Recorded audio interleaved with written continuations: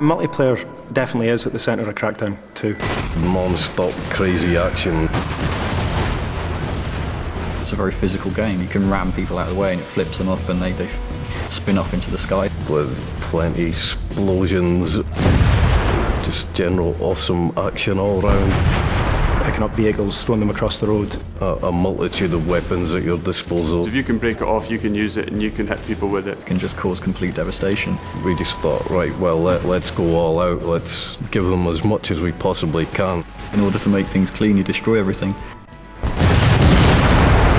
You know, fire cleans all. Episode 1, Fun with Friends.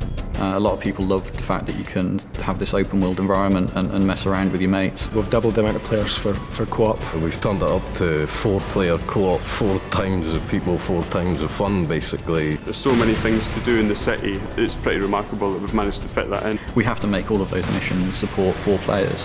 And not only that, we have to make sure that those missions are supported for 4 players playing 4 different missions scattered around the world of Pacific City.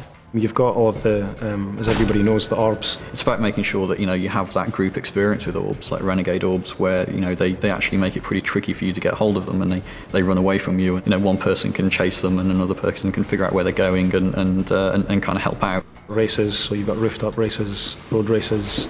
You've got all the achievements in the game as well, and there are a bunch of stats that we track that also go on leaderboards. I'm getting excited, citizen. Must remain composed.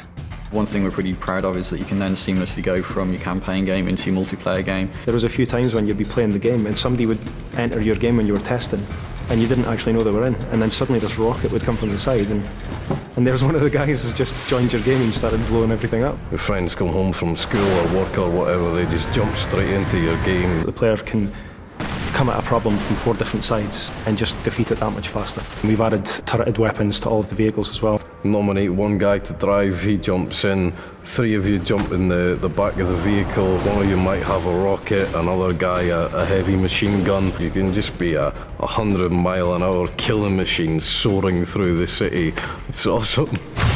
It's really down to the player to try and figure out tactics and strategies to use co-op gameplay. You can decide to ignore any direction you've been given and just mess around, do what you like. And we've added in the 16-player PvP. We support up to 16 people in the online game, and that's varying on different game types. At the moment we've got 3 different game modes: Deathmatch, Team Deathmatch and Rocket Tag.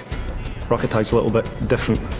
Basically, you've got to carry the orb for as long as possible, and the longer you carry it, the more points you score. Everybody's chasing one guy, rather than it being kind of everybody against everybody. It's a lot more over the top than what's around at the moment.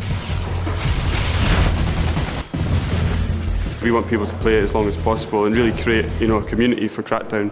What I describe as one way of playing the game, someone else is going to say, oh, I'm not sure about that, but will have a completely different and brilliant experience than somewhere else in the game. So, I mean, there's so many different aspects, and we've tried to cram a lot in Crackdown 2 and just hope that you guys enjoy it. Brace yourself, man, it's going to be a wild ride.